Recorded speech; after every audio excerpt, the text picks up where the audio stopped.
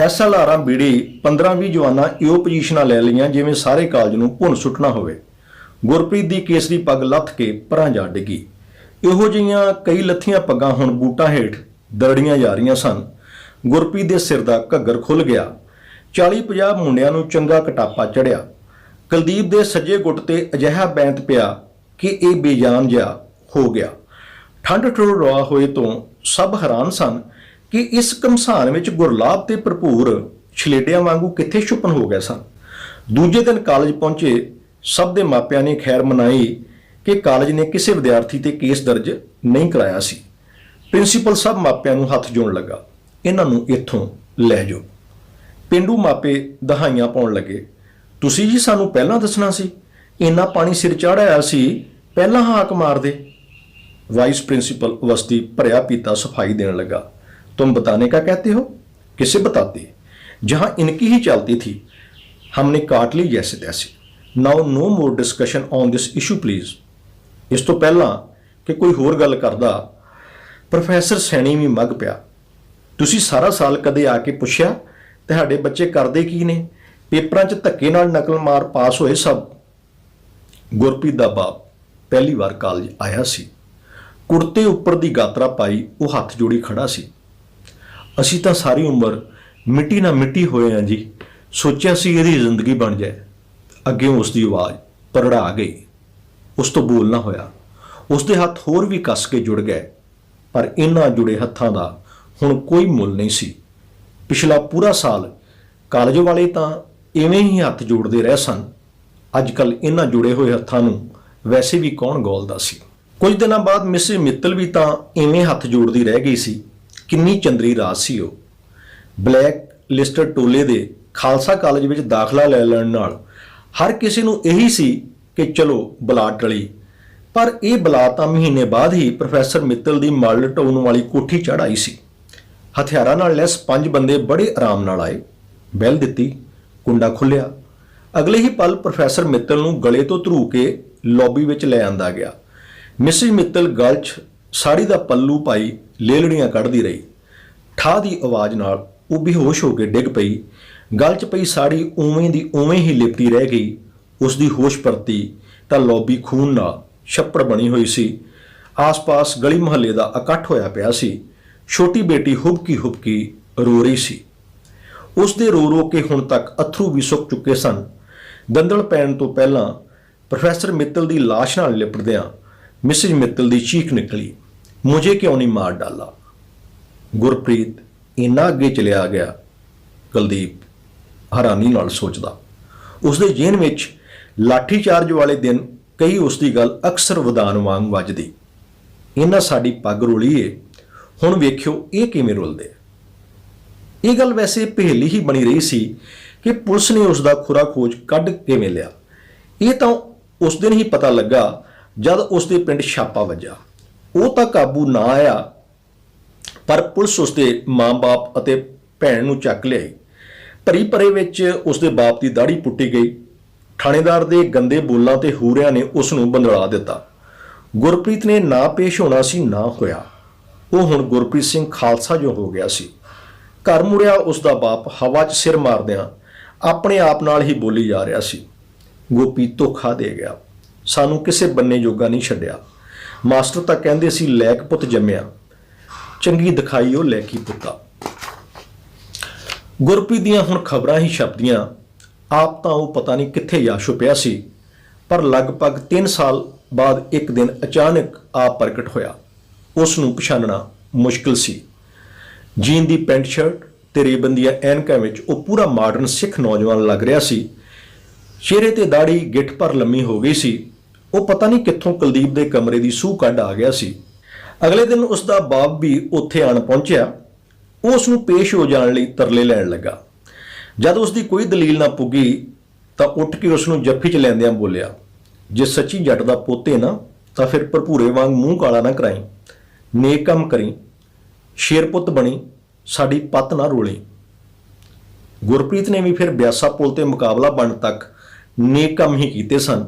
वो अंडरग्राउंड समाज सुधार लहर का लीडर बन गया। सब कहते उसनूं झूठे मुकाबले च मारिया गया। ये मुकाबला तो एवें एक दिखावा सी, ਉਸ ਨੂੰ ਤਾਂ ਹਫ਼ਤਾ ਭਰ ਪਹਿਲਾਂ ਹੀ ਉਸਦੇ ਗੁਪਤ ਅੱਡੇ ਤੋਂ 2 ਸਾਥੀਆਂ ਸਮੇਤ ਪਕੜ ਲਿਆ ਗਿਆ ਸੀ। ਉਸ ਨੂੰ ਕੋਹ ਕੇ ਮਾਰਿਆ ਗਿਆ। ਉਹ ਸੱਚੀ ਸ਼ੇਰ ਪੁੱਤ ਨਿਕਲਿਆ। ਜੇ ਨਾ ਹੁੰਦਾ ਤਾਂ ਕੁਲਦੀਪ ਕਿਵੇਂ ਬਚ ਸਕਦਾ ਸੀ? ਉਹ ਪੂਰਾ ਹਫ਼ਤਾ ਭਰ ਤਾਂ ਉਸ ਕੋਲ ਰਿਹਾ ਸੀ। ਕਿਸੇ ਨੇ ਉਸ ਦੀ ਹਵਾ ਵੱਲ ਵੀ ਨਹੀਂ ਸੀ ਤੱਕਿਆ। ਉਹ ਸਗੋਂ ਖੁਦ ਅੰਦਰੋਂ ਹੀ ਅੰਦਰ ਕਿੰਨਾ ਡਰਿਆ ਰਿਹਾ ਸੀ। ਪੂਰਾ ਹਫ਼ਤਾ ਭਰ ਉਸ ਨੇ ਕਿੰਨੀਆਂ ਗੱਲਾਂ ਕੀਤੀਆਂ ਸਨ। ਜਦ ਬੀਤੇ ਦੀਆਂ ਗੱਲਾਂ ਚੱਲੀਆਂ ਤਾਂ ਕੁਲਦੀਪ ਨੇ ਬੀਤੇ ਦਾ ਬੋਝ ਹਲਕਾ ਕੀਤਾ। ਪ੍ਰੋਫੈਸਰ ਮਿੱਤਲ ਨੂੰ ਮਾਰਨਾ ਕੀ ਐਡਾ ਹੀ ਜ਼ਰੂਰੀ ਸੀ? ਜਦ ਸਭ ਚੁੱਪ ਰਹਿੰਦੇ ਸਨ, ਉਹੀ ਤਾਂ ਸੀ ਜੋ ਸੱਚੀ ਗੱਲ ਮੂੰਹ ਤੇ ਕਰਨ ਦੀ ਜੁਰਤ ਕਰਦਾ ਸੀ। ਮੈਂ ਉਹਨੂੰ ਕਾਹਨੂੰ ਮਾਰਿਆ? ਮੈਂ ਤਾਂ ਇਸ ਤਰ੍ਹਾਂ ਦੀਆਂ ਗੱਲਾਂ ਦੇ ਪਹਿਲੋਂ ਦਿਨੋਂ ਹੀ ਬਰਖਲਾਫ ਹਾਂ। ਗੁਰਲਾਬ ਤੇ ਭਰਪੂਰ ਹੀ ਨਹੀਂ ਟਲੇ। ਕੁਲਦੀਪ ਬੁੱਤ ਬਣ ਗਿਆ। ਉਸ ਦਾ ਮੂੰਹ ਹੈਰਾਨੀ ਨਾਲ ਟੱਡਿਆ ਗਿਆ। ਉਹ ਤਾਂ ਉਸ ਨੂੰ ਹੀ ਜ਼ਿੰਮੇਵਾਰ ਮੰਨਦਾ ਆਇਆ ਸੀ। ਅਖਬਾਰਾਂ ਵਿੱਚ ਵੀ ਉਸ ਦਾ ਨਾਮ ਹੀ ਉੱਭਰਿਆ ਸੀ। ਹਨੇਰੇ ਵਿੱਚ ਸਹੀ ਨਤਾਰੇ ਕਾਹਨੂੰ ਹੁੰਦੇ ਨੇ? ਗੁਰਪ੍ਰੀਤ ਨੇ ਕੁਲਦੀਪ ਦੀ ਖਾਮੋਸ਼ੀ ਤੋੜੀ। ਗੁਰਲਾਬ ਕਿੱਥੇ ਹੈ? ਕੁਲਦੀਪ ਦੀਆਂ ਅੱਖਾਂ ਅਜੇ ਵੀ ਹੈਰਾਨੀ ਨਾਲ ਫੈਲੀਆਂ ਹੋਈਆਂ ਸਨ। ਕੈਨੇਡਾ ਬੈਠਾ। ਗੁਰਪ੍ਰੀਤ ਧੀਮੀ ਆਵਾਜ਼ 'ਚ ਬੋਲਿਆ। ਤੇ ਤੂੰ ਕੀ ਸੋਚਿਆ? ਖਾਲਸੇ ਦਾ ਕੰਮ ਨਹੀਂ ਮੈਦਾਨ ਛੱਡਣਾ। ਇੱਥੇ ਜੀਵਾਂਗੇ, ਇੱਥੇ ਮਰਾਂਗੇ।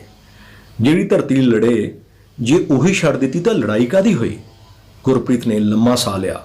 ਉਸ ਦੀਆਂ ਅੱਖਾਂ ਕਮਰੇ ਵਿੱਚ ਟੰਗੀ 10ਵੇਂ ਪਾਤਸ਼ਾਹ ਦੀ ਫੋਟੋ ਤੇ ਗੱਡੀਆਂ ਗਈਆਂ। ਭਰਪੂਰ ਉਹਦੇ ਪਿਓ ਨੇ ਪਹੁੰਚ ਨਾਲ ਕੇਸ ਚੋਂ ਕਢਾ ਲਿਆ।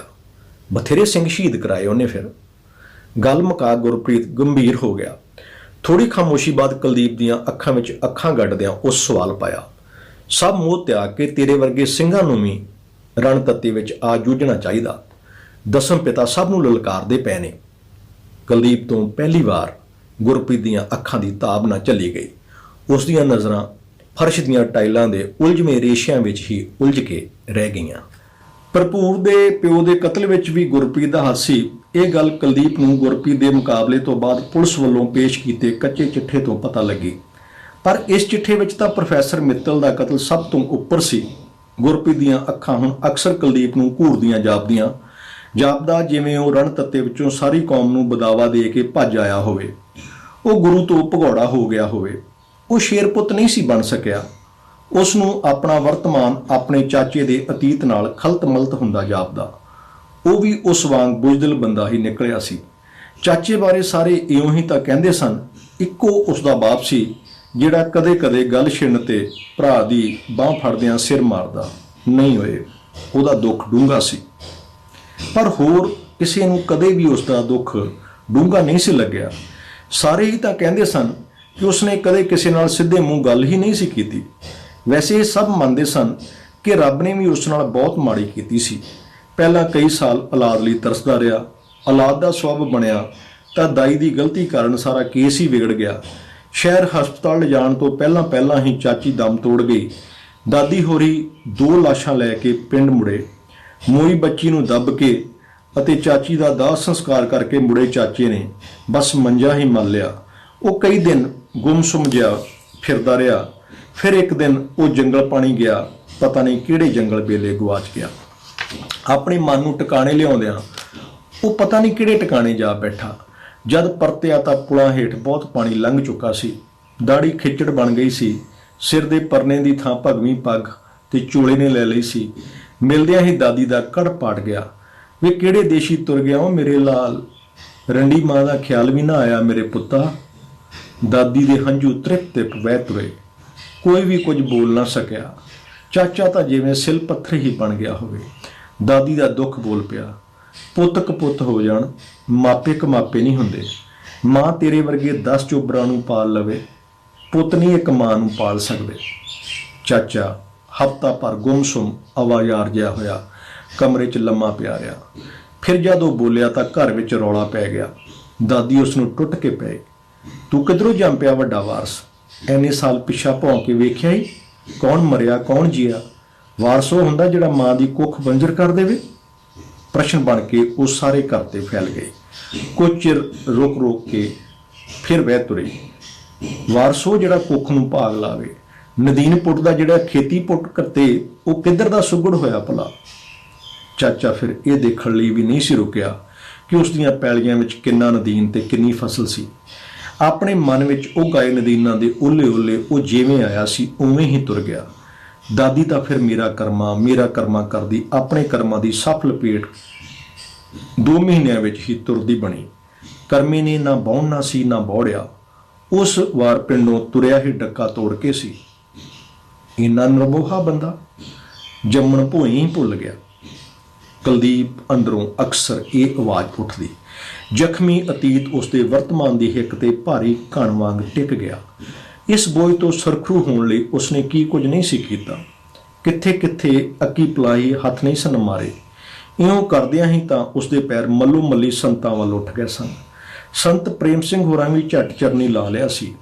ਉਹਨਾਂ ਦੇ ਚਰਨੀ ਲੱਗ ਕੇ ਧਰਤ ਮਾਤਾ ਦੇ ਦੁੱਖ ਕੱਟਣ ਦਾ ਬੀੜਾ ਚੁੱਕ ਲਿਆ। ਆਪਣੀ ਅਧਿਆਪਕੀ ਡਿਊਟੀ ਪੂਰੀ ਤਨਦੇਹੀ ਨਾਲ ਕਰਨ ਦਾ ਅੰਦਰੇ ਅੰਦਰ ਪ੍ਰਣ ਕਰ ਲਿਆ। ਵਿਦਿਆਰਥੀ ਰੂਹ ਤੇ ਜਾਨ ਬਣ ਗਏ। ਉਹਨਾਂ ਦੇ ਨੇਕ ਬਣ ਲਈ ਹਰ ਪਲ ਜੁਗਤਾਂ ਲੜਾਉਂਦਾ ਰਹਿੰਦਾ। ਸੰਤਾਂ ਦਾ ਸਕੂਲ ਆਉਣ ਦਾ ਸਬਬ ਉਸ ਦੇ ਇਹਨਾਂ ਜੁਗਤਾਂ ਲੜਾਉਂਦਿਆਂ ਹੀ ਤਾਂ ਬਣਿਆ ਸੀ। ਪ੍ਰਾਰਥਨਾ ਸਭਾ ਵਿੱਚ ਸੰਤ ਜੀ ਨੇਕੀ ਦਾ ਮੁਜੱਸਮਾ ਬਣ ਗਏ। ਸੰਗਤੇ ਬੰਦੇ ਦਾ ਲਾਲਚ ਬਹੁਤ ਵੱਧ ਗਿਆ। ਇੰਨਾ ਲਾਲਚ ਉਫ ਮੇਰੀ ਤੋਬਾ। ਬੰਦਾ ਮਾਂ ਦੀ ਕੋਖੀ ਬੰਜਰ ਕਰਨ ਵੱਲ ਤੁਰ ਪਿਆ ਹੈ। ਜ਼ਹਿਰਾਂ ਦੇ ਛਿੜਕਾਅ ਤੇ ਕਾਰਖਾਨਿਆਂ ਦੇ ਪਾਣੀ ਨੇ ਸਾਡੀ ਧਰਤ ਮਾਤਾ ਦੀ ਕੋਖੀ ਬਾਂਝ ਕਰ ਦਿੱਤੀ ਜੇ। ਅੰਮ੍ਰਿਤ ਵਰਗੇ ਪਾਣੀ 'ਚ ਵਿਸ ਘੁਲ ਗਈ ਜੇ। ਜਾਗੋ ਮੇਰੇ ਬੱਚਿਓ, ਮਾਂ ਦੇ ਸੱਚੇ ਵਾਰਸ ਬਣੋ।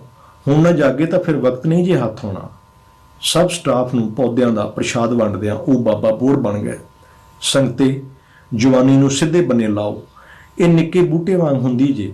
ਜਿੱਦਾਂ ਦੀ ਮਿੱਟੀ 'ਚ ਲਾਓ, ਜਿਹੋ ਜਿਹਾ ਖਾਦ ਪਾਣੀ ਪਾਓ, ਉਹੋ ਜਿਹਾ ਮੌਲਦੀ ਜੇ, ਉਦਾਂ ਦੇ ਫਲ ਪੈਂਦੇ ਨੇ। ਕਿੰਨੇ ਦਿਨ ਸੰਤਾਂ ਦੇ ਬਚਨਾਂ ਦੀ ਚਰਚਾ ਚੱਲਦੀ ਰਹੀ। ਕੁਲਦੀਪ ਦੀ ਵੀ ਚੰਗੀ ਸ਼ੋਭਾ ਬਣੀ। ਉਹ ਕਈ ਦਿਨ ਇਸੇ ਖਮਾਰ ਵਿੱਚ ਫਿਰਦਾ ਰਿਹਾ। ਉਸਨੇ ਇਹ ਨਿਸ਼ਚਾ ਹੀ ਕਰ ਲਿਆ ਕਿ ਹੁਣ ਇਹ ਖਮਾਰੀ ਲੱਥਣ ਨਹੀਂ ਦੇਵੇਗਾ। ਜੰਮਣ ਭੋਏ ਨਾਲ ਵਾਹਾ ਪਾਲਣ ਲਈ ਉਸ ਨੂੰ ਇਹੀ ਕਾਰਗਰ ਹਥਿਆਰ ਜਾਪਿਆ। ਇਹੋ ਜਿਹਾ ਹਥਿਆਰ ਚਲਾਉਂਦਾ ਉਹ ਸਭ ਹੋਏ ਬੀਤੇ ਨੂੰ ਭੁੱਲ ਗਿਆ। ਵੈਸੇ ਉਹ ਕਿਹੜਾ ਇਕੱਲਾ ਭੁੱਲਿਆ ਸੀ, ਸਾਰਾ ਪੰਜਾਬ ਹੀ ਤਾਂ ਭੁੱਲ ਗਿਆ ਸੀ। ਸਭ ਪਾਸਿਓਂ ਇਹੋ ਸ਼ਾਂਤੀ ਸੀ ਜਿਵੇਂ ਇੱਥੇ ਕਦੀ ਕੁਝ ਵਾਪਰਿਆ ਹੀ ਨਾ ਹੋਵੇ। ਪੁਲਿਸ ਮੁਖੀ ਤਾਈਓ ਤਾਂ ਜਿੱਥੇ ਜਾਂਦਾ ਉੱਥੇ ਹੀ ਛਾਤੀ ਫੈਲਾ ਕੇ ਕਹਿੰਦਾ, ਇਸ ਵਕਤ ਇੰਡੀਆ 'ਚ ਸਭ ਤੋਂ ਸ਼ਾਂਤ ਥਾਂ ਪੰਜਾਬ ਹੈ। ਸਭ ਸਿਆਣਿਆਂ ਦੀ ਵੀ ਤਾਂ ਇਹੋ ਮਤ ਸੀ। ਸਭ ਕੁਝ ਭੁੱਲ ਭੁਲਾ ਕੇ ਅੱਗੇ ਦਾ ਸੋਚਣਾ ਚਾਹੀਦਾ। ਸਭ ਅੱਗੇ ਦਾ ਹੀ ਸੋਚਣ ਲੱਗ ਪਏ ਸਨ। ਪਿੱਛਾ ਤਾਂ ਬਹੁਤ ਪਿੱਛੇ ਰਹਿ ਗਿਆ ਸੀ। ਕਿਤੇ ਵੀ ਤਾਂ ਕੁਝ ਵਾਪਰਦਾ ਨਹੀਂ ਸੀ। ਜੇ ਕਿਤੇ ਕੁਝ ਵਾਪਰਦਾ ਸੀ ਤਾਂ ਅੰਦਰੇ ਅੰਦਰ। ਦੂਜੇ ਨੂੰ ਇਸ ਦੀ ਭਿਣਕ ਤੱਕ ਵੀ ਨਾ ਲੱਗਣ ਦਿੱਤੀ ਜਾਂਦੀ। ਕਾਲੇ ਸਮਿਆਂ ਦੇ ਪਰਛਾਵੇਂ ਹੀ ਐਸੇ ਗੂੜੇ ਸਨ। ਹਰ ਕੋਈ ਦੂਜੇ ਤੋਂ ਤਰਹਿੰਦਾ। ਇੱਕ ਡੂੰਘੀ ਬੇਭਰੋਸਗੀ ਦਾ ਚਾਰੋਂ ਤਰਫ ਤਾਂਡਵ ਸੀ। ਕੋਈ ਇਹ ਨਹੀਂ ਸੀ ਚਾਹੁੰਦਾ ਕਿ ਕੋਈ ਦੂਜਾ ਉਸ ਦੀ ਬਿੜਕ ਵੀ ਸੁਣੇ। ਉਹਨਾਂ ਦੇ ਵਾਰਸ ਤਾਂ ਬਿਲਕੁਲ ਹੀ ਨਹੀਂ। ਕੁਲਦੀਪ ਵੀ ਤਾਂ ਐਸਾ ਹੀ ਸੀ। ਉਹ ਕਿਹੜਾ ਦੁਨੀਆ ਤੋਂ ਵੱਖਰਾ ਸੀ। ਉਸਨੇ ਆਪਣੀ ਅੰਦਰਲੀ ਆਵਾਜ਼ ਕਿਹੜੀ ਕਦੇ ਕਿਸੇ ਨੂੰ ਸੁਣ ਦਿੱਤੀ ਸੀ।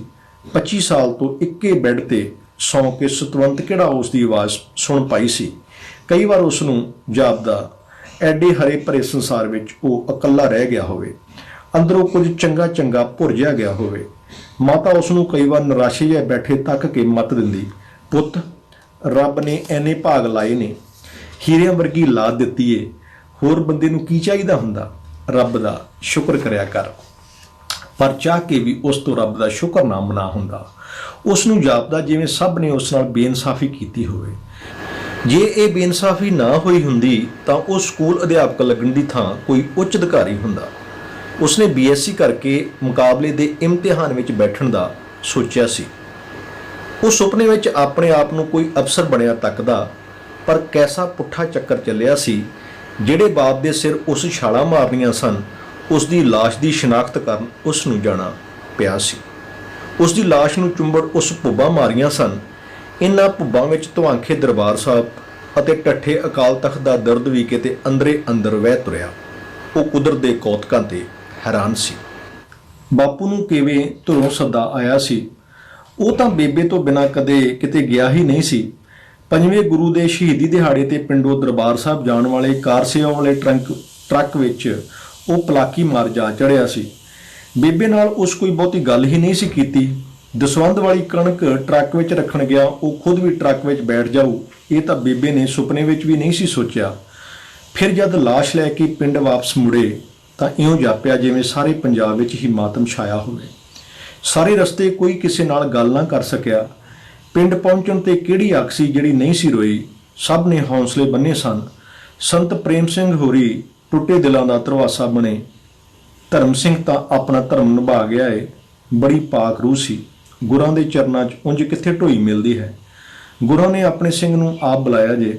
ਧੀਰਜ ਧਰੋ ਸੰਗਤੇ, ਇਹ ਘਰ ਗੁਰੂ ਘਰ ਵਾਲਾ ਹੋ ਗਿਆ ਜੇ।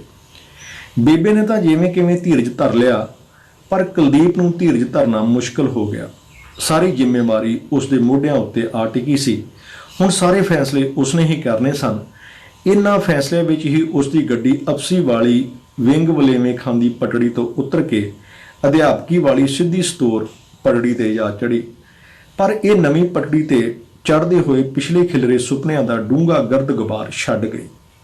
ਉਸ ਦਾ ਦਿਲ ਕਰਦਾ ਉਹ ਇਸ ਗਰਦ ਗੁਬਾਰ ਨੂੰ ਪੂੰਝ ਕੇ ਕੋਹਾਂ ਦੂਰ ਸੁੱਟ ਛੱਡੇ। ਅੰਦਰ ਕੋਈ ਫੋੜਾ ਟਸ ਟਸ ਕਰਦਾ ਜਾਪਦਾ। ਇਸ ਫੋੜੇ ਨੂੰ ਘਰ ਦੀਆਂ ਨੀਹਾਂ ਵਿੱਚ ਡੂੰਘਾ ਦਫਨਾਉਣ ਲਈ ਉਸ ਪੂਰਾ ਤਰਾਣ ਲਾ ਦਿੱਤਾ। ਪੁਰਾਣੇ ਘਰ ਨੂੰ ਢਾਹ ਕੇ ਨਵਾਂ ਬਣਾਇਆ। ਕਿਰਸਾ ਕਰ ਕਰ ਪੈਲੀ ਨਾਲ 5 ਕਿੱਲੇ ਹੋਰ ਜੋੜੇ। ਵੱਡੇ ਬਲਜੀਤ ਨੂੰ ਉਸ ਦੀ ਸੋਚ ਮੁਤਾਬਕ ਪਹਿਲਾਂ ਖਾਲ ਸਟੋਰ ਤੇ ਫਿਰ ਇੱਕ ਭਾਈਵਾਲ ਨਾਲ ਆੜਤ ਦਾ ਕੰਮ ਸ਼ੁਰੂ ਕਰਕੇ ਦਿੱਤਾ। ਪ੍ਰਾਇਮਰੀ ਸਕੂਲ ਵਿੱਚ ਪੜ੍ਹਾਉਂਦੀ ਸਤਵੰਤ ਨੇ ਵੀ ਹਰ ਪਲ ਮੋਢੇ ਨਾਲ ਮੋਢਾ ਤੇ ਬਟੂਏ ਨਾਲ ਪਰਸ ਜੋੜ ਕੇ ਸਾਥ ਦਿੱਤਾ। ਹੌਲੀ ਹੌਲੀ ਕਮਾਈ ਦੀ ਬਰਕਤ ਪਈ। ਬਿਨਾਂ ਕਿਸੇ ਠੱਗੀ ਠੋਰੀ ਉਸਨੇ ਆਪਣੇ ਜੋਗੀ ਸੁੰਦਰ ਫੁਲਵਾੜੀ ਸਜਾ ਲਈ। ਇਸ ਫੁਲਵਾੜੀ ਵੱਲ ਤੱਕਦਿਆਂ ਹੀ ਉਸ ਖਿਆਲਾਂ ਦੇ ਫੁੱਲ ਖਿੜਾਉਣੇ ਸ਼ੁਰੂ ਕੀਤੇ। ਪਿੰਡ 'ਚ ਬਰਾਬਰ 2 ਕੋਠੀਆਂ ਬਣਾਵਾਂਗੇ, ਇੱਕ ਬਲਜੀਤ ਦੀ ਤੇ ਦੂਜੀ ਰਣਜੋਤ ਲਈ। ਮਨਜੀਤ ਨੇ ਕਿਹੜਾ ਇੱਥੇ ਟਿਕੇ ਰਹਿਣਾ, ਹੱਥ ਪੀਲੇ ਕਰਕੇ ਅਗਲੇ ਘਰ ਤੁਰ ਜਾਣਾ। ਜਿਹੜਾ ਪੁੱਤ ਝੱਲੂ ਉਹਦੇ ਨਾਲ ਰਵਾਂਗੇ, ਆਪਣੀ ਨੀਂਦੇ ਸੌਵਾਂਗੇ ਤੇ ਆਪਣੀ ਉੱਠਾਂਗੇ। ਪਰ ਉਸ ਦਿਨ ਉਸ ਨੂੰ ਇਉਂ ਜਾਪਿਆ ਜਿਵੇਂ ਬਲਜੀਤ ਨੇ ਉਸ ਨੂੰ ਧੌਲ ਮਾਰ ਕੇ ਡੂੰਘੀ ਨੀਂਦ ਚੋਂ ਜਗਾਇਆ ਹੋਵੇ। ਸਾਨੂੰ ਸ਼ਹਿਰ ਪਲਾਟ ਲੈ ਦਿਓ, ਇੱਥੇ ਪਿੰਡ 'ਚ ਕਾਹਦੀ ਜੂਨ ਆ, ਨਾ ਚੱਜ ਦਾ ਸਕੂਲ, ਨਾ ਪਹਿਨਣ ਪਚਰਨ ਦਾ ਸਵਾਦ। ਫਿਰ ਬਲਜੀਤ ਦੀ ਹੀ ਹਰ ਗੱਲ ਪੁੱਗੀ ਸੀ। 9 ਤਾਂ ਸਾਲ ਭਰ ਵੀ ਪਿੰਡ ਨਹੀਂ ਸੀ ਰਹੀ। ਸ਼ਹਿਰ ਗਿਆ ਬਲਜੀਤ ਪਿੱਛੇ ਭੌਂ ਕੇ ਨਹੀਂ ਸੀ ਵੇਖਿਆ। ਪਿੰਡ ਉਸ ਨੂੰ ਖੂਹ ਤੇ ਸ਼ਹਿਰ ਸੁਪਨਿਆਂ ਦੀ ਸੈਰਗਾਹ ਜਾਪਿਆ। ਹਫ਼ਤੇ 10 ਦਿਨੀ ਵੱਜਦਾ ਗੇੜਾ ਜਲਦੀ ਹੀ 6 ਮਹੀਨੇ ਸਾਲ ਤੇ ਪੈ ਗਿਆ। ਆਪਣਾ ਹਿੱਸਾ ਵੇਚ ਵਟ ਉਸਨੇ ਪਲਾਟਾਂ ਵਿੱਚ ਪਾ ਲਿਆ। ਉਸਦੇ ਸਾਰੇ ਦੋਸਤ ਇਸੇ ਕੰਮ ਹੀ ਪਏ ਹੋਏ ਸਨ। ਛੋਟੀ ਮੋਟੀ ਲੀਡਰੀ ਵਿੱਚ ਵੀ ਪੈਰ ਰੱਖਣ ਲੱਗ ਪਿਆ। ਇਲਾਕੇ ਦਾ ਮੰਤਰੀ ਉਸ ਦੀ ਕੋਠੀ ਦੀ ਝੱਟ ਤੇ ਅਚੇਚਾ ਆਇਆ। ਉਸਨੇ ਹੀ ਸਭ ਦੀ ਤਰਫੋਂ ਮਾਈਕ ਤੇ ਪਰਿਵਾਰ ਨੂੰ ਵਧਾਈ ਦਿੱਤੀ। ਉਸਦੇ ਗੁੱਡੇ ਛੂੰਹਦੇ ਅੰਬਲਜੀਤ ਬੋਲਿਆ, ਬਸ ਜੀ ਤੁਹਾਡਾ ਹੀ ਆਸ਼ੀਰਵਾਦ ਚਾਹੀਦਾ। ਕੋਠੀ ਦੀ ਚੱਟ ਤੋਂ ਮੁੜਿਆ ਕੁਲਦੀਪ ਫਟਣ ਕਰ ਰਿਹਾ ਸੀ। ਇਹ ਜਿਹਦੇ ਪੈਰਾਂ 'ਚ ਵਿਛੀ ਜਾਂਦਾ ਪਰਲੇ ਦਰਜੇ ਦਾ ਕਰਪਟ ਬੰਦਾ ਏ। ਖਾੜਕੂ ਦੌਰ 'ਚ ਇਹ ਨਾ ਪਹਿਲਾਂ ਮੁੰਡਿਆਂ ਨਾਲ ਹੁੰਦਾ ਸੀ, ਫਿਰ ਪੁਲਿਸ ਦਾ ਮਖੌਰ ਬਣ ਗਿਆ। ਪਤਾ ਕਿੰਨੇ ਮੁੰਡੇ ਸ਼ਹੀਦ ਕਰਾਏ ਇਹਨੇ। ਬੰਦੇ ਨੂੰ ਕੋਈ ਸ਼ਰਮ ਕਰਨੀ ਚਾਹੀਦੀ ਹੈ। ਸਤਵੰਤ ਨੇ ਚੁੱਪ ਰਹਿਣਾ ਹੀ ਬਿਹਤਰ ਸਮਝਿਆ। ਬੱਲੀ ਨੂੰ ਇਹੋ ਜਿਹੇ ਹੋਰ ਆਸ਼ੀਰਵਾਦ ਵੀ ਮਿਲਣ ਲੱਗ ਪਏ ਹੋਣਗੇ, ਤਦ ਹੀ ਤਾਂ ਉਸਨੇ ਪਿੰਡ ਜਾਂ ਸਾਕ ਸਕਰੀ 'ਚ ਕਦੇ ਗੇੜਾ ਨਹੀਂ ਸੀ ਮਾਰਿਆ। ਵੈਸੇ ਬਲਜੀਤ ਕਿਸਮਤ ਦਾ ਬਲੀ ਨਿਕਲਿਆ। ਸਤਵੰਤ ਤਾਂ ਉਸਦੇ ਹੀ ਗੁਣ ਗਾਉਂਦੀ। ਲਓ ਜੀ, ਜਿੰਨੀ ਤਰੱਕੀ ਤੁਸੀਂ 30 ਸਾਲ 'ਚ ਕੀਤੀ, ਮੇਰਾ ਬੱਲੀ 3 ਸਾਲਾਂ 'ਚ ਕਰ ਗਿਆ। ਉਸਦੀ ਕੀਤੀ ਹਰ ਗੱਲ ਉਸ ਨੂੰ ਠੀਕ ਜਾਪਦੀ। ਇਹ ਭਾਵੇਂ ਪੁਰਖਿਆਂ ਦੀ ਜ਼ਮੀਨ ਵੇਚਣ ਦੀ ਗੱਲ ਸੀ ਜਾਂ ਸਿਆਸਤ ਦਾ ਪੈਰ ਧਰਾਵਾ, ਉਸਦੀ ਵੋਟ ਉਸ ਨੂੰ ਹੀ ਪੈਂਦੀ। ਜਦੋਂ ਦੀ ਉਸਨੇ ਸਤਵੰਤ ਦੀ ਬਦਲੀ ਪਿੰਡ ਦੇ ਸਕੂਲ ਕਰਵਾ ਦਿੱਤੀ ਸੀ, ਉਦੋਂ ਦੀ ਤਾਂ ਉਹ ਹਰ ਸਾਲ ਨਾਲ ਉਸਦਾ ਹੀ ਨਾਮ ਜਪਦੀ। 20 ਸਾਲ ਮੈਂ ਸਾਈਕਲ ਤੇ ਪਾਸੇ ਤੜਾਉਂਦੀ ਰਹੀ। ਕਿਸੇ ਨੇ ਪੁੱਛਿਆ, ਹੋਇਆ ਤਾਂ ਹੱਥੋਂ ਕੁਛ? ਆ ਬੱਲੀ ਨੇ ਦੇਖ ਲਓ ਕਿਵੇਂ ਕਰਾਇਆ ਸਭ ਚੁਟਕੀ ਨਾਲ। ਤੁਹਾਨੂੰ ਨਾ ਜ਼ਮਾਨੇ ਦੀ ਸਮਝ ਆਈ। ਸਤਵੰਤ ਕੁਲਦੀਪ ਸਾਹਮਣੇ ਚੁਟਕੀ ਵਜਾਉਂਦਿਆਂ ਗੱਲ ਕਰਦੀ। ਉਸ ਨੂੰ ਤਾਂ ਜ਼ਮਾਨੇ ਦੀ ਸਮਝ ਉਦੋਂ ਵੀ ਨਹੀਂ ਸੀ ਆਈ ਜਦ ਰਣਜੋਤ ਨੇ ਬਾਹਰ ਜਾਣ ਲਈ ਜ਼ੋਰ ਪਾਉਣਾ ਸ਼ੁਰੂ ਕਰ ਦਿੱਤਾ ਸੀ। ਉਸਦੇ ਉੱਠਦੇ ਬਹਿੰਦੇ ਇਹੀ ਰੱਟ, ਬਾਹਰ ਤੇ ਬਸ ਬਾਹਰ। ਇਸ ਗੱਲੋਂ ਘਰ ਵਿੱਚ ਚੰਗੀ ਬਹਿਸ ਵੀ ਛਿੜੀ। ਲੈ ਇੱਥੇ ਕੀ ਘਾਟਾ। ਕੁਲਦੀਪ ਦਾ ਵਾਕ ਅੱਧ ਵਿਚਾਲੇ ਕੱਟ ਰਣਜੋਤ ਬੁੜਕ ਪਿਆ। ਇੱਕ ਟੁੱਟੀ ਜੀ ਕਾਰ ਤਾਂ ਹੁਣ ਤੱਕ ਲੈ ਨਹੀਂ ਹੋਈ। ਵਿਹੜੇ 'ਚ ਮੋਹਰਾਂ ਝੰਡ ਡਈਆਂ। ਭਰ ਲਓ ਬੋਰੀ। ਉਸ ਹੱਥਾਂ ਨਾਲ ਬੋਰੀ ਭਰਨ ਦੀ ਅਦਾਕਾਰੀ ਕੀਤੀ। ਸਤਵੰਤ ਦੀ ਵੋਟ ਇਸ ਵਾਰ ਵੀ ਰਣਜੋਤ ਦੇ ਹੱਕ ਵਿੱਚ ਭੁਗਤੀ। ਸਭ ਦੇ ਜਾਂਦੇ ਆ, ਇਹ ਚਲੇ ਜਾਊ ਤਾਂ ਕੀ ਪਹਾੜ ਟੁੱਟ ਜਾਊ। ਆਪਾਂ ਮਨਜੀਤ ਦਾ ਵੀ ਕੋਈ ਸੋਚਣਾ ਹੈ ਕਿ ਨਹੀਂ ਸੋਚਣਾ। ਸਤਵੰਤ ਪ੍ਰਸ਼ਨ ਬਣ ਕੇ ਫੈਲ ਗਈ। ਕੁਲਦੀਪ ਹੈਰਾਨ ਹੁੰਦਾ, ਸਤਵੰਤ ਅਚਾਨਕ ਇੰਨੀ ਸੋਚਵਾਨ ਕਿਵੇਂ ਹੋ ਗਈ ਸੀ। ਜਿੱਥੋਂ ਤੱਕ ਉਹ ਪੂਰੇ ਜ਼ੋਰ ਨਾਲ ਛੜੱਪਾ ਮਾਰ ਪਾਉਂਦਾ, ਉਸ ਦੀ ਸੋਚ ਉਸ ਤੋਂ ਪਹਿਲਾਂ ਹੀ ਮੀਲ ਅੱਗੇ ਲੰਘੀ ਹੁੰਦੀ। ਹੋਰ ਤਾਂ ਹੋਰ ਬੇਬੇ ਅਮਰਕੌਰ ਦੀ ਵੋਟ ਵੀ ਹੁਣ ਘੱਟ ਵੱਧ ਹੀ ਉਸਦੇ ਹੱਕ 'ਚ ਭੁਗਦੀ। ਆ ਪਿੱਛੇ ਘਰ-ਬਾਰ ਸਾਂਭਣ ਲਈ ਹੀਰਾ ਤੇ ਲక్ష్ਮੀ ਹੈਗੇ ਹੀ ਆ, ਸਭ ਦੇ ਗਏ ਆ, ਇਹਨੂੰ ਨਾ ਰੋਕ ਮੇਰੇ ਪੁੱਤ। ਪਰ ਮਾਂ, ਇਹ ਜ਼ਮੀਨ ਜਾਇਦਾਦ ਕਿਸ ਸਾਹਮਣੇ? ਉਸਦੀ ਪਰ ਦਾ ਕੋਈ ਜਵਾਬ ਨਾ ਦਿੰਦਾ। ਸਭ ਨੂੰ ਲੱਗਦਾ ਜੰਗਾਲੀ ਘੜੀ ਵਾਂਗ ਉਸਦੀ ਸੂਈ ਕਿਤੇ ਫਸੀ ਪਈ ਹੋਵੇ, ਪਰ ਉਸਨੂੰ ਖੁਦ ਅਜਿਹਾ ਕਦੇ ਨਹੀਂ ਸੀ ਲੱਗਾ। ਜੇ ਲੱਗਾ ਹੁੰਦਾ ਤਾਂ ਗੁਰਲਾਬ ਨੂੰ ਉਸਨੇ ਕਦੇ ਵੀ ਇੰਨੇ ਹੰਮੇ ਨਾਲ ਉਹ ਸਭ ਨਹੀਂ ਸੀ ਕਹਿ ਸਕਣਾ ਜੋ ਉਸਨੇ ਉਸਦੇ ਮੂੰਹ ਤੇ ਕਿਹਾ ਸੀ। ਅਜੇ 2 ਸਾਲ ਪਹਿਲਾਂ ਦੀ ਤਾਂ ਗੱਲ ਹੈ। ਕਾਲੀ ਸੂਚੀ 'ਚੋਂ ਨਾਮ ਕੱਟੇ ਜਾਣ ਨਾਲ ਉਸਦਾ ਪੰਜਾਬ ਆਉਣ ਲਈ ਰਾਹ ਪੱਧਰਾ ਹੋ ਗਿਆ ਸੀ। ਹਾਲਾਤ ਬਦਲੇ ਤੋਂ ਸਭ ਪਾਸੇ ਡੂੰਘੀ ਖਾਮੋਸ਼ੀ ਸੀ। ਗੁਰਲਾਬ ਨੂੰ ਕੈਨੇਡਾ ਬੈਠੇ ਸ਼ਾਇਦ ਇਹ ਖਾਮੋਸ਼ੀ ਰੜਕੀ ਸੀ। ਪੈਂਦੀ ਸੱਟੇ ਪੰਜਾਬ ਦੀ ਫਲਾਈਟ ਚੜ੍ਹ ਆਇਆ। ਕੁਲਦੀਪ ਨੂੰ ਬੜੀ ਮੁਹੱਬਤ ਨਾਲ ਮਿਲਿਆ, ਪਰ ਜਲਦੀ ਹੀ ਉਸਦੀ ਮੁਹੱਬਤ ਦਾ ਰੰਗ ਉਗੜਨ ਲੱਗ ਪਿਆ। ਤੁਸੀਂ ਇੱਥੇ ਜਮਾਂ ਹੀ ਖੁੱਡਾਂ 'ਚ ਵੜ ਗਏ। ਕੋਈ ਠੂੰ ਠਾਂ ਕਰੋ, ਦੁਨੀਆ ਨੂੰ ਵੀ ਪਤਾ ਲੱਗੇ ਵੀ ਖਾਲਸਾ ਕੌਮ ਵੀ ਕਿਤੇ ਵਸਦੀ ਜੇ। ਫਿਰ ਉਹ ਕਿੰਨੀ ਦੇਰ ਆਪੇ ਹੀ ਸ਼ੇਖੀਆਂ ਮਾਰਦਾ ਰਿਹਾ। ਆਖੇ ਸਰੀ 'ਚ ਉਹਨਾਂ ਦੀ ਪੂਰੀ ਚੜ੍ਹਾਈ ਹੈ। ਗੁਰਦੁਆਰਿਆਂ 'ਚ ਜਿਨ੍ਹਾਂ ਦਾ 20-20 ਸਾਲ ਤੋਂ ਕੰਟਰੋਲ ਸੀ, ਉਹਨਾਂ ਸਭ ਦੀਆਂ ਉਹਨਾਂ ਦੇ ਧੜੇ ਨੇ ਪੂਛਾਂ ਚੁਕਾ ਦਿੱਤੀਆਂ ਸਨ। ਕਿਸੇ ਦੀ ਉਹਨਾਂ ਅੱਗੇ ਕੁਸਕਣ ਦੀ ਜ਼ਰੂਰਤ ਨਹੀਂ ਸੀ। ਉਸਨੇ ਆਪਣੀ ਖਾਲਸਾ ਸਮਾਚਾਰ ਪੱਤਰਕਾਰ ਨੂੰ ਵੀ ਪੱਕੇ ਪੈਰੀ ਕਰ ਲਿਆ ਸੀ। ਲੋਕ ਮੁੱਲ ਲੈ ਕੇ ਪੜ੍ਹਦੇ ਸਨ, ਪੈਸੇ 'ਚ ਖੇਡਦਾ ਸੀ, ਵਗੈਰਾ ਵਗੈਰਾ। ਕੁਲਦੀਪ ਸੁਣਦਾ ਰਿਹਾ, ਪਰ ਉਸਦੀ ਇਸ ਸਭ ਵਿੱਚ ਕੋਈ ਦਿਲਚਸਪੀ ਨਹੀਂ ਸੀ। ਉਸ ਅੰਦਰਲਾ ਪੁਰਾਣਾ ਜ਼ਖਮ ਰਿਸ ਪਿਆ। ਪ੍ਰੋਫੈਸਰ ਮਿੱਤਲ ਨੂੰ ਮਾਰ ਕੇ ਤੁਸੀਂ ਠੀਕ ਨਹੀਂ ਕੀਤਾ। ਕਦੇ ਸੋਚਿਆ ਉਹਦੀ ਬੀਵੀ ਬੱਚਿਆਂ ਦਾ ਕੀ ਬਣਿਆ ਹੋ? ਐਵੇਂ ਗੱਡੇ ਮੁਰਦੇ ਪੁੱਟਣ ਦਾ ਹੁਣ ਕੀ ਫਾਇਦਾ? ਗੁਰਲਾਬ ਨੇ ਗੱਲ ਟਾਲੀ। ਗੁਰਲਾਬ, ਤੂੰ ਹਰ ਗੱਲ 'ਚ ਆਪਣਾ ਫਾਇਦਾ ਹੀ ਨਾ ਤੱਕਦਾ ਰਿਹਾ ਕਰ। ਜੇ ਸੱਚਾ ਸਿੱਖ ਹੈ ਤਾਂ ਮੇਰੇ ਨਾਲ ਚੱਲ ਮਿਸਿਸ ਮਿੱਤਲ ਕੋ ਮਾਫੀ ਮੰਗ ਕੇ ਆਈਏ। ਕੁਲਦੀਪ ਨੇ ਭਾਵੁਕ ਹੋ ਕੇ ਗੁਰਲਾਬ ਨੂੰ ਬਾਂਹ ਤੋਂ ਫੜ ਲਿਆ। ਕਿਹਦੇ ਤੋਂ ਮਾਫੀ ਮੰਗਾਂਗੇ? ਨਾਲੇ ਇਹਨਾਂ ਜਿਹੜੇ ਦਿੱਲੀ 'ਚ ਬਦੋਸ਼ੇ ਮਾਰੇ, ਉਹਦੀ ਮਾਫੀ ਕਿਸੇ ਕੰਜਰ ਨੇ ਮੰਗੀ ਹੈ ਅੱਜ ਤੱਕ? ਤੁਸੀਂ ਤਾਂ ਸਭ ਨੇ ਇੱਥੇ ਮੂੰਹ 'ਚ ਘੁੰਗਣੀਆਂ ਪਾ ਰੱਖੀਆਂ ਨੇ। ਗੁਰਲਾਬ ਵੀ ਖਾਲਸਾਈ ਰੰਗ ਵਿੱਚ ਆ ਗਿਆ। ਅਚਾਨਕ ਇਸ ਤਰ੍ਹਾਂ ਦੀ ਖਾਮੋਸ਼ੀ ਫੈਲੀ ਕਿ ਜ਼ਬਾਨਾਂ ਨੂੰ ਤਾਲੇ ਲੱਗ ਗਏ। ਕੋਈ ਵੀ ਕਿੰਨਾ ਚਿਰ ਕੁਝ ਵੀ ਨਾ ਬੋਲ ਸਕਿਆ। ਫਿਰ ਗੁਰਲਾਬ ਨੇ ਹੀ ਡੂੰਘਾ ਸਾਹ ਲੈਂਦਿਆਂ ਗੱਲ ਪਲਟੀ। ਨਵੀਂ ਪੀੜ੍ਹੀ ਤਾਂ ਸੰਤਾਂ ਨੂੰ ਸੀਨੇ ਨਾਲ ਲਾਈ ਫਿਰਦੀ ਏ। ਆ ਸਾਡੇ ਵਾਲੀ ਮੋਕ ਮਾਰ ਗਈ। ਸਭ ਦੂਰ ਬੈਠਿਆਂ ਦੇ ਭੁਲੇਖੇ ਨੇ। ਕਾਰਾਂ ਤੇ ਟੀ-ਸ਼ਰਟਾਂ ਉੱਤੇ ਸੰਤਾਂ ਦੀ ਫੋਟੋ ਵੇਖ ਕੇ ਨਾ ਰਾਏ ਬਣਾਈ ਜਾਓ। ਉਹ ਨਵਿਆਂ ਦਾ ਰੋਲ ਮਾਡਲ ਨਹੀਂ, ਫੈਸ਼ਨ ਮਾਡਲ ਹੈ। ਕੁਲਦੀਪ ਤਿੱਖੀ ਸੁਰ ਵਿੱਚ ਬੋਲਿਆ। ਉਸ ਦਾ ਬੋਲ ਅਚਾਨਕ ਉੱਚਾ ਹੋ ਗਿਆ। ਗੁਰਲਾਬ ਨੂੰ ਹੁਣ ਬੈਠਣਾ ਮੁਸ਼ਕਲ ਲੱਗਣ ਲੱਗ ਪਿਆ। ਉੱਠਦਿਆਂ ਉਸ ਤਾਨਾ ਮਾਰਿਆ। ਸੋਚਿਆ ਸੀ ਕਿਤੇ ਤਾਂ ਪੁਰਾਣੀ ਅੱਗ ਹੋ, ਇੱਥੇ ਤਾਂ ਭੁੱਬਲ ਹੀ ਭੁੱਬਲ ਚੜੀ ਪਈ ਹੈ। ਖਾਓ ਫਿਰ ਜੁੱਤੀਆਂ। ਸਾਨੂੰ ਕੀ? ਤੁਹਾਨੂੰ ਕੁਝ ਨਹੀਂ ਨਾ, ਤਾਂ ਬਾਹਰ ਖੜ ਕੇ ਸਾਨੂੰ ਐਵੇਂ ਮੱਤਾਂ ਵੀ ਨਾ ਦਿਓ। ਸੱਚੇ ਸਿੱਖ ਹੋ ਤਾਂ ਇੱਥੇ ਆ ਕੇ ਮੈਦਾਨ 'ਚ ਨਿੱਤਰੋ। ਗੁਰਲਾਬ ਦੀਆਂ ਅੱਖਾਂ ਵਿੱਚ ਅੱਖਾਂ ਗੜਦਿਆਂ ਕੁਲਦੀਪ ਨੇ ਗਿੱਟਿਆਂ ਵਿੱਚ ਮਾਰੀ। ਉਹ ਧਰਤੀ ਵੱਲ ਝਾਕਣ ਲੱਗਾ। ਕੁਲਦੀਪ ਨੂੰ ਪਹਿਲੀ ਵਾਰ ਜਾਪਿਆ ਜਿਵੇਂ ਉਸਨੇ ਆਪਣੀ ਹਿੱਕ ਉਤਲਾ ਭਾਰੀ ਕਣ ਗੁਰਲਾਬ ਵੱਲ ਉਲੱਦ ਦਿੱਤਾ ਹੋਵੇ। ਲੌਬੀ ਵਿਚਲੇ ਵਾਲ ਕਲਾਕ ਤੇ ਖੜਕੀਆਂ 5 ਘੰਟੀਆਂ ਨੇ ਕੁਲਦੀਪ ਨੂੰ ਬੀਤੇ ਵਿੱਚੋਂ ਖਿੱਚ ਕੇ ਵਾਪਸ ਲੈ ਆਂਦਾ। ਕੁਰਸੀ ਤੋਂ ਉੱਠ ਕੇ ਉਹ ਪਸ਼ੂਆਂ ਦੇ ਵਾੜੇ ਵਾਲੀ ਕੰਧ ਕੋਲ ਆ ਗਿਆ। ਵਾੜੇ ਵਿਚਲੇ ਵਰਾਂਡੇ ਵਿੱਚ ਪੂਰੀ ਸੁੰਨਮਸਾਨ ਸੀ। ਪਸ਼ੂਆਂ ਦੇ ਪਿੰਡਿਆਂ ਦੀ ਹਮਕ ਜ਼ਰੂਰ ਹਵਾ ਵਿੱਚ ਘੁਲੀ ਮਿਲੀ ਹੋਈ ਸੀ। ਉਸਨੇ ਹਵਾ ਨੂੰ ਫੇਫੜਿਆਂ ਵਿੱਚ ਭਰ ਕੇ ਨਾਸਾਂ ਸਕੇੜੀਆਂ। ਉਸ ਨੂੰ ਤੁੜਤੜੀ ਜੀ ਛਿੜੀ। ਅੱਖਾਂ ਹਨੇਰੇ ਨੂੰ ਚੀਰਦੀਆਂ ਘਰ ਵੱਲ ਮੂੰਹ ਕਰਕੇ ਪਰਲੀ ਕੰਧ ਨਾਲ ਬਣੇ 2 ਛੋਟੇ-ਛੋਟੇ ਕਮਰਿਆਂ ਵੱਲ ਉੱਠ ਗਈਆਂ। ਗੁਰਦੁਆਰੇ ਦੇ ਮਰਕਰੀ ਬਲਬ ਦੀ ਰੌਸ਼ਨੀ ਵਿੱਚ ਕਮਰਿਆਂ ਦੀਆਂ ਲਾਲ ਇੱਟਾਂ ਚਮਕ ਰਹੀਆਂ ਸਨ। ਕਮਰਿਆਂ ਵਿੱਚ ਪੂਰਾ ਸਨਾਟਾ ਸੀ। 5 ਜਣੇ ਆਪਣੇ ਘਰ ਵਿੱਚ ਡੂੰਘੀ ਨੀਂਦ ਸੁੱਤੇ ਪਏ ਸਨ। ਦੋਨੋਂ ਕਮਰੇ ਸਮੇਂ ਨਾਲ ਕੱਚੇ ਤੋਂ ਪੱਕੇ ਹੋ ਗਏ ਸਨ। ਪਿਛਲੇ 15 ਸਾਲਾਂ ਤੋਂ ਹੀਰੇ ਤੇ ਲక్ష్ਮੀ ਨੇ ਹੀ ਇਹਨਾਂ ਨੂੰ ਭਾਗ ਲਾਏ ਸਨ। ਇਹਨਾਂ ਨੂੰ ਭਾਗ ਲਾਉਂਦਿਆਂ ਉਹਨਾਂ ਨੂੰ ਖੁਦ ਭਾਗ ਲੱਗ ਗਏ ਸਨ। ਉੱਤੋਂ ਥੱਲੇ ਸਤਿਆ, ਰਾਹੁਲ ਤੇ ਕੇਸ਼ਵ ਦੀਆਂ ਕਿਲਕਾਰੀਆਂ ਗੂੰਜੀਆਂ ਸਨ। ਇਹਨਾਂ ਕਿਲਕਾਰੀਆਂ ਦੀ ਗੂੰਜ ਵਿੱਚ ਹੀ ਇੱਕ ਦਿਨ ਅਮਰ ਕੌਰ ਬੜੇ ਫਖਰ ਨਾਲ ਬੋਲੀ, ਬੜੇ ਭਾਗਾਂ ਵਾਲੀ ਥਾਂ ਏ, ਦੂਨ ਸਵਾਇਆ ਕਰਕੇ ਮੋੜਦੀ ਏ, ਕੁੜੇ ਪਾਣੀ ਛਿੜਕ ਕੇ ਰੱਖਿਆ ਕਰ। ਲక్ష్ਮੀ ਨੇ ਬਿਟਰ ਤੱਕਿਆ। ਉਸ ਨੂੰ ਕੁਝ ਸਮਝ ਨਾ ਪਿਆ। ਪਹੁੰਚਲੀ ਹੋਈ ਪਾਣੀ ਦਾ ਗਲਾਸ ਭਰ ਕੇ ਲੈ ਆਈ। ਅਮਰ ਕੌਰ ਦੇ ਮੂਹਰੇ ਕੀਤਾ।